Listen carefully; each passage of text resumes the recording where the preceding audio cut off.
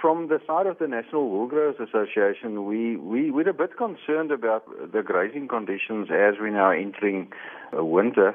It's not winter yet, but it's a time of the year, especially in your grassland areas, where the night temperatures are cooling down. They're dipping below 10 degrees centigrade during the night time. And that is a very important trigger for grass plants to stop growing. So we're a bit concerned, although we had good rains in most areas in the Eastern Cape during the past 10 days, we're concerned that because of the lower night temperatures, that growth will be minimum from now on.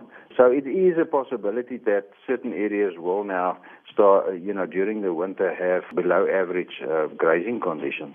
Now, if that happens, hopefully it's not going to happen, but if it does happen, it's very important to start removing animals from your property in time so that they don't remove too much grazing that you will need after winter for your ewes that's going to lamb during that period.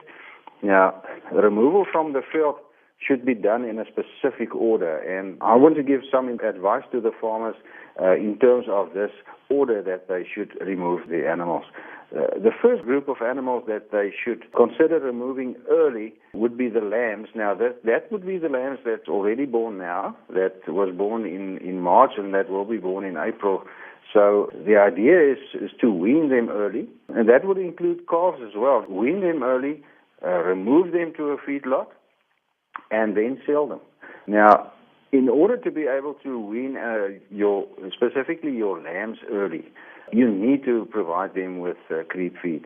So I would advise that farmers, especially those that have below average grazing conditions in the grassland areas, that they start early with creep feeding to their lambs.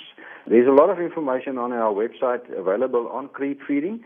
The second group that needs to be removed are your so-called non-reproducing animals. That would include wethers and oxen. And the following advice is very important. Farmers shouldn't wait too long before they remove these animals, before they market them, as they will lose condition, and prices may drop as more and more producers get rid of excess stock.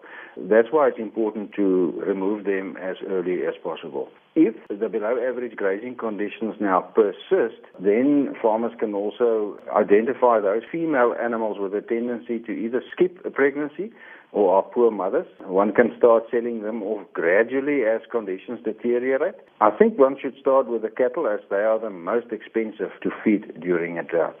If the summer rains stay away, I'm now talking about the summer rains that should start in October, November this year at the end of the year, and the poor grazing conditions are protracted, one should get rid of all old animals on your property as soon as possible. And identify those older animals, those full-mouth animals, and the so-called slate animals that's already old, and remove them as early as possible before they lose condition. The rest of the female animals on the farm, they constitute the nucleus breeding herd, and they should never be sold. You should rather feed them as cost-effectively as possible. I know that lucerne and maize is very expensive at the moment, but try to feed those animals as cost-effectively as possible.